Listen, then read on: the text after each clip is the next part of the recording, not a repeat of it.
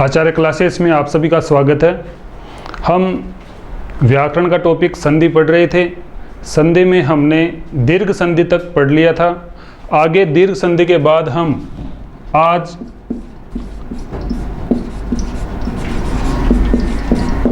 गुण संधि पढ़ेंगे। जैसे गुण का ही अगर हम नाम लें तो कुछ ना कुछ इसमें विशेष होगा। विशेष क्या होगा? स्वरों के बाद में स्वर मिलने पर कुछ ना कुछ एक नया स्वर आएगा और वो नया स्वर जो आएगा उसे ही हम गुण संधि के नाम से जानेंगे। जैसे कि इसकी परिभाषा लेते हैं अपन। परिभाषा आ स्वर के बाद ह्रस्व या दीर्घ ई, उ या री आए तो इनमें कुछ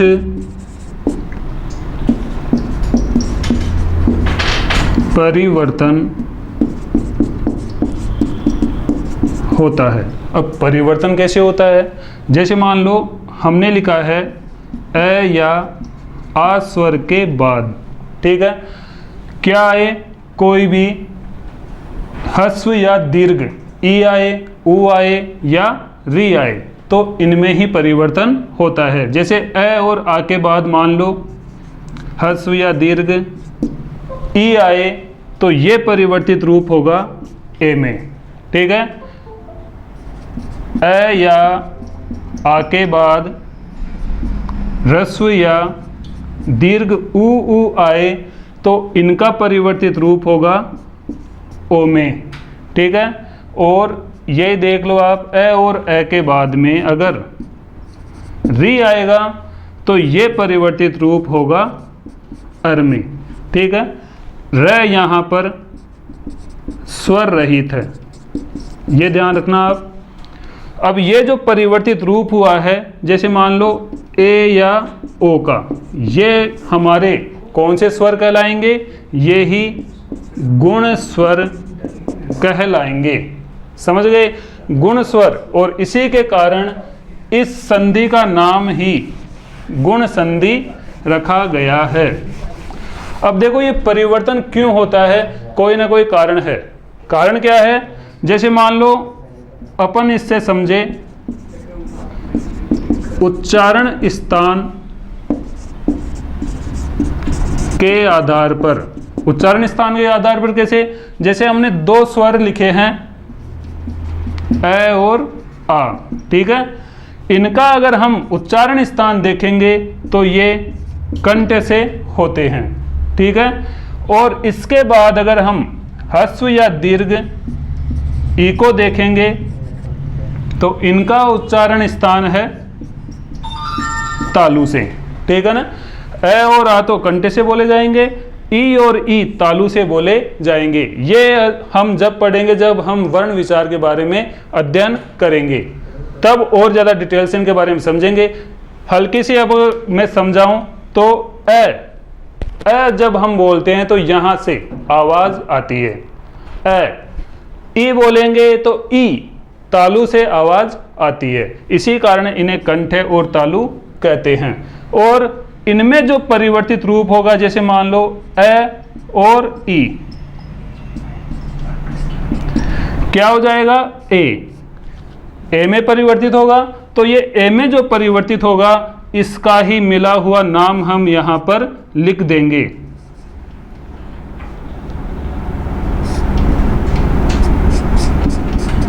कंठ तालु या तालव्य, ठीक है। इसी प्रकार से हम ले उ को, इनमें देखो ए तो वही कंठ से आएगा, उ यहां पर हम जब बोलते हैं तो बोलने की प्रक्रिया में हमारे होंठ जो है वो उपयोग में लाए जाते हैं। तो इसी कारण से उ और उ को क्या बोलेंगे अपन? इनका उच्चारण स्थान होंठ से होने के कारण में क्या बोलेंगे, कंठस्थ बोलेंगे। ठीक है, इस कारण से यहां पर हमने ए और इसमें जो परिवर्तन होगा ओ का, इसे गुण संधि कहते हैं। उच्चारण स्थान के कारण हमारे जो हम बोलते हैं, जब उच्चारण स्थान जहां से वर्ण हो रहा है उसी के कारण से इनका नाम रखा गया है। तो ए यहां पर गुण स्वर है, ओ यहां पर गुण स्वर है। ठीक है, एक लास्ट में है री। री को हम जब बोलते हैं तो इसे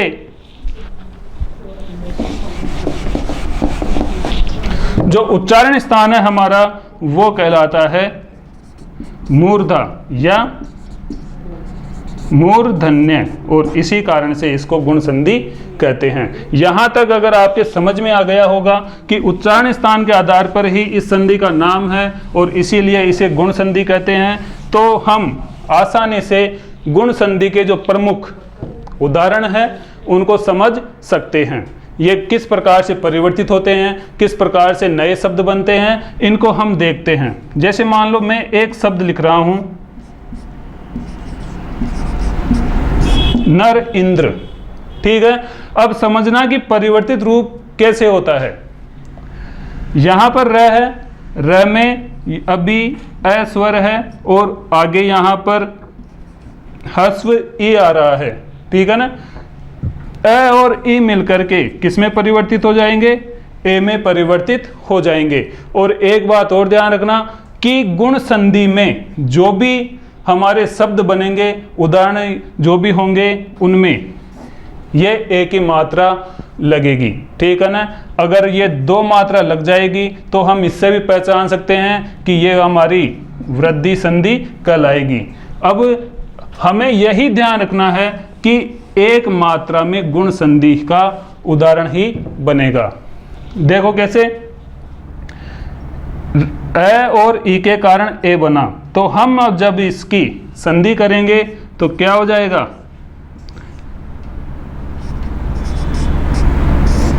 नरेंद्र हो जाएगा।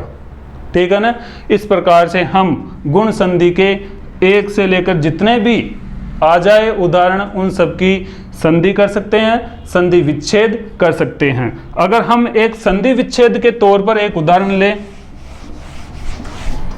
तो देखो ऐसा, जैसे मान लो स्व है और इच्छा है। ठीक है, स्व प्लस इच्छा, इसमें यहां पर व में अ है और आगे ई आ रहा है, इस कारण से किस में बदलेगा, ए में बदलेगा। तो इसकी जो हम संधि करेंगे वो क्या कहलाएगी, स्वेच्छा कहलाएगी, स्वयं की इच्छा। इसका अर्थ क्या हो जाएगा, स्वयं की इच्छा। ठीक है, आगे अगर और उदाहरण लें अपन, जैसे मान लो गण और ईस, वही कहानी चलती रहेगी। यहां पर ई, अब यहां पर यह ध्यान रखना कि दीर्घ आई है, यह ध्यान रखना। अगर हम हस्व लगा देंगे तो कहीं ना कहीं हमारा उदाहरण गलत माना जाएगा। तो यहां पर दीर्घ के कारण परिवर्तित कुछ भी नहीं होगा, वही ए में परिवर्तित होगा, क्योंकि हमने अ और आ के बाद में लिखा है। हस्व या दीर्घ कुछ भी आए, परिवर्तित रूप इनका ए में, ओ में और र में, अर में होगा। ठीक है ना, तो यहाँ पर हम इसकी संधि जब करेंगे तो क्या कर देंगे, वो ही गणेश के रूप में कर देंगे। ये हमारे एक देवता का या भगवान का नाम है।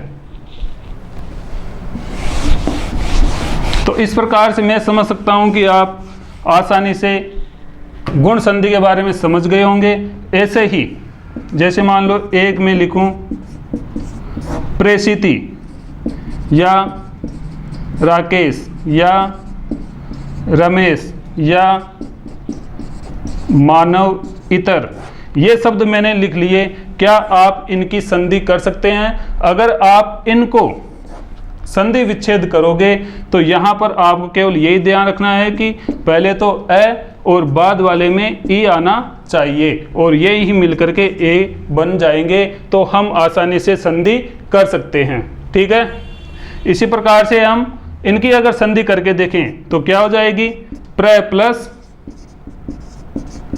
ईसिति हो जाएगी, राका प्लस ईस, इसका अर्थ चांदनी या चांदनी रात से लेते हैं, और इसका है इच्छा पाने वाला। आगे है रमेश।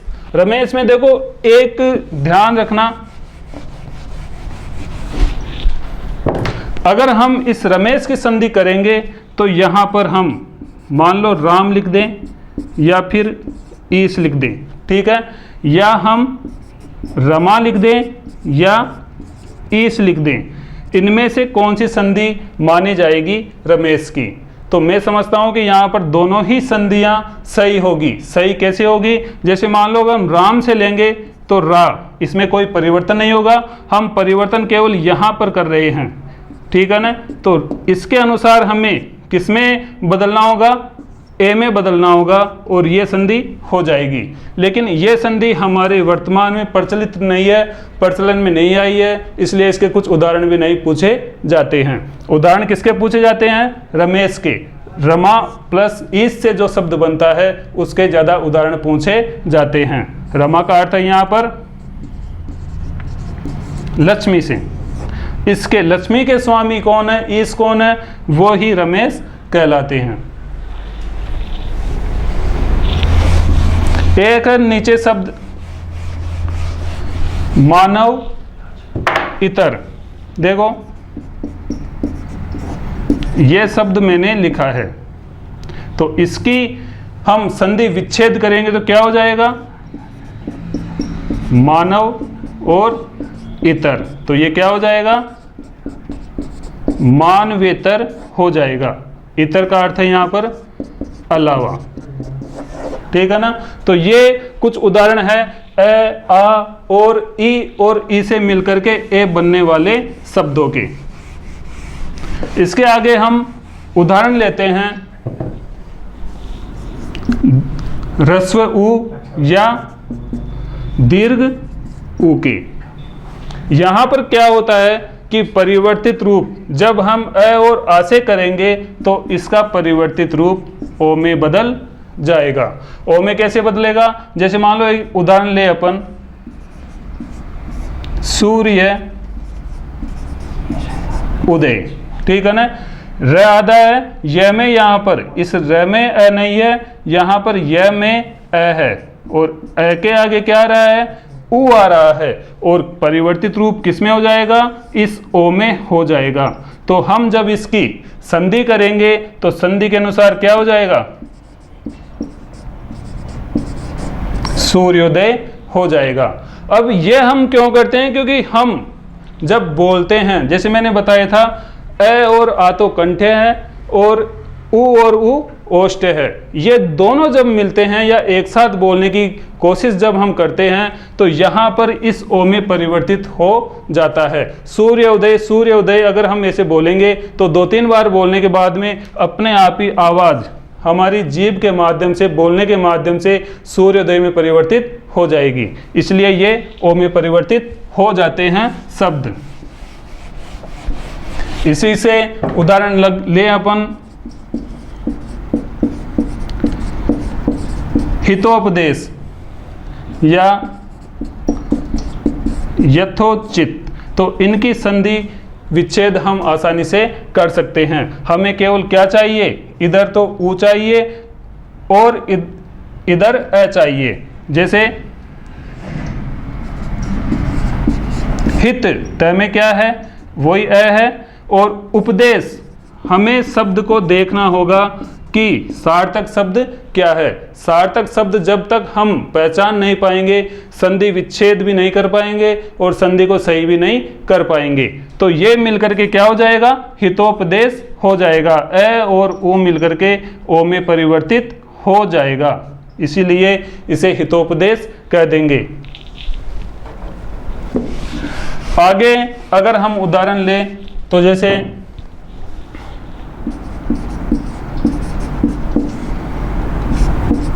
सूर्योष्मा या समुद्रोमी। इसमें क्या होगा, सूर्य उष्मा, इनको ही अलग करेंगे, समुद्र धन उर्मी। जैसे सूर्य धन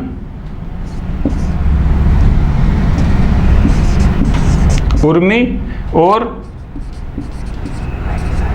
समुद्र धन उर्मी, इनका जब मेल होगा तो इसी कारण से यहाँ पर ये परिवर्तित रूप जो हो जाएगा इनका ओ में हो जाएगा।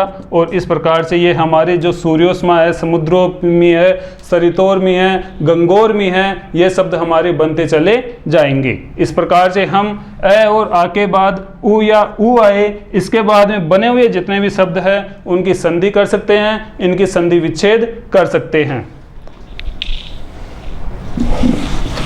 तो इस प्रकार से हम दो प्रकार से संधि, गुण संधि की समझ चुके हैं।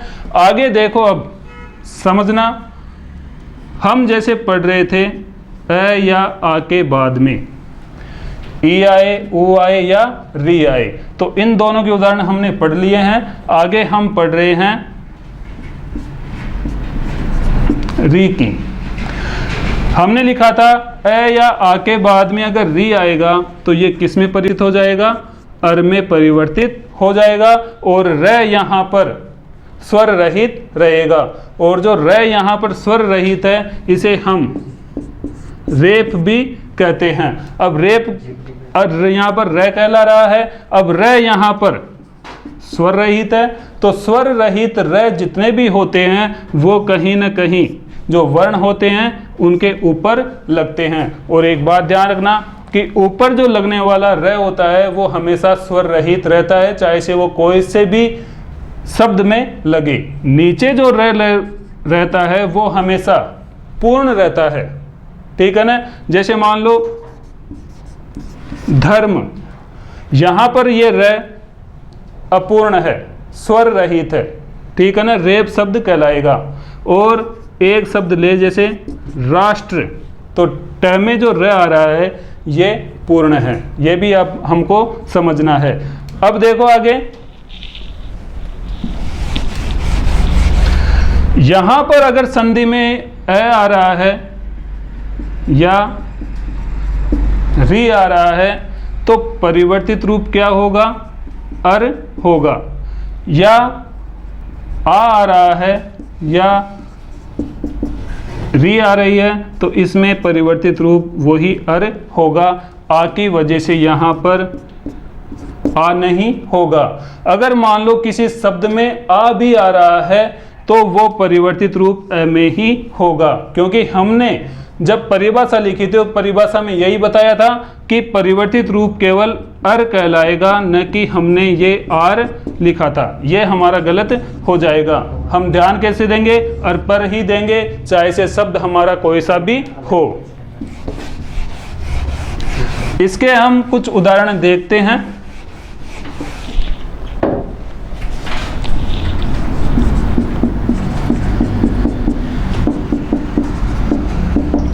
परिवर्तित रूप यहाँ पर अर। देखो जैसे एक उदाहरण है,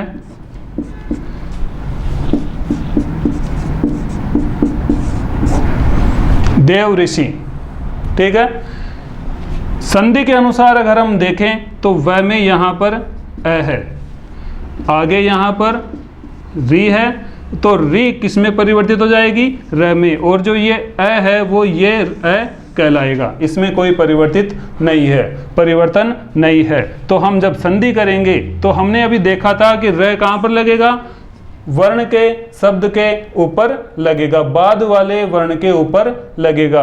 तो इसकी हम संधि किस प्रकार से कर सकते हैं, देव तो ऐसे आ गया, इसमें हमें परिवर्तन करना है। तो परिवर्तन करते हुए अगर हम देखें तो जैसे मान लो पहले अपन ये लिख देते हैं, मैंने बताया था अभी कि शब्द वर्ण के ऊपर, तो यहां पर ये र आ जाएगा, तो ये शब्द क्या बन जाएगा, देवर्षि बन जाएगा। इसी प्रकार से हम देखें सप्तर्षि मान लो या कर्ण ऋषि मान लो, ठीक है। यहाँ पर अगर हम संधि विच्छेद करेंगे तो इसी के अनुसार करेंगे। सप्त त में अ है और वही ऋषि, तो ये र किस में परिवर्तन हो गया, यहाँ पर परिवर्तित हो गया री। और यहाँ पर भी अगर इसकी हम संधि विच्छेद करेंगे तो कण्व ऋषि, इस प्रकार से करेंगे तो यहाँ पर री क्या हो जाएगा, इस र में परिवर्तित हो जाएगा। कण्व ऋषि, कण्व ऋषि वो है जहाँ पर शकुंतला का पालन पोषण हुआ था, या शकुंतला को जिसने पाला था, उन ऋषि का नाम है कण्व ऋषि। आगे हम इसके कुछ उदाहरण देखते हैं। जैसे मान लो अभी जो मैंने थोड़ी देर पहले आपको बताया था,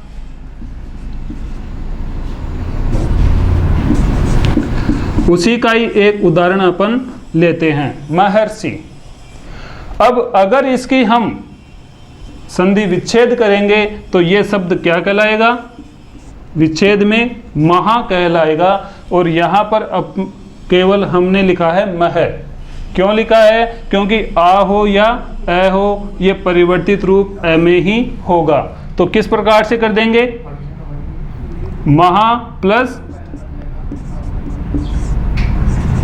ऋषि।